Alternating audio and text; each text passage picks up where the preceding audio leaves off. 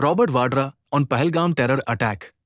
जम्मू कश्मीर के पहलगाम में हुए आतंकी हमले ने पूरे देश को सन्न कर दिया है।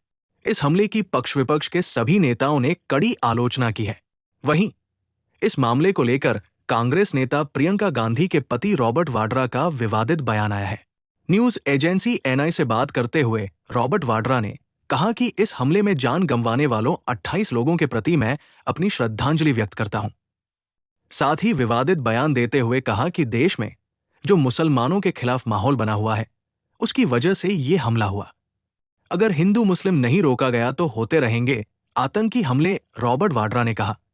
मुझे ऐसा लगता है कि मुसलमानों को मस्जिद में नमाज पढ़ने से रोक दिया जाता है, या फिर मस्जिदों का सर्वे हो रहा है कि कोई मूर्ति मिल जाए, जो संभल में हो रहा है। अगर आप बाबर या फिर औरंगजेब की बात करते हैं तो अल्पसंख्यकों को दुख लगता है। इनको लेकर राजनीतिक होती है और रोक लगाई जाती है। धर्म और राजनीति को अलग होना चाहिए। अगर इसे नहीं रोका गया तो ये जो आतंकी हमला हुआ है वो होता रहेगा, क्योंकि सबूत है कि उन्होंने आईडी देखकर गोली मारी। उन्हें मारना है या छोड़ना है, वो कहां से होता है। उनकी सोच है कि मुसलमानों को दबाया जा रहा है।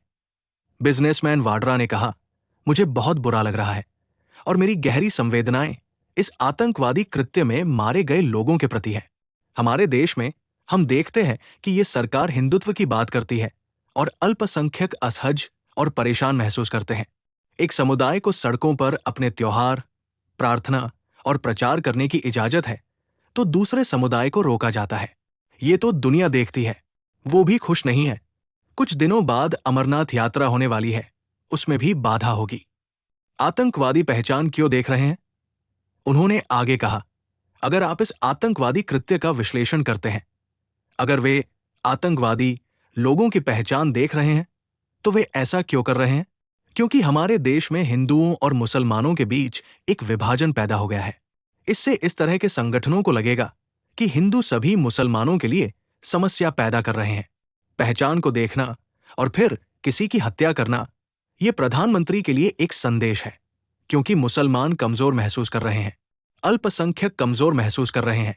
ये बात ऊपर से आनी चाहिए कि हम अपने देश में सुरक्षित और धर्मनिरपेक्ष महसूस करते हैं और हम इस तरह के कृत्य होते नहीं देख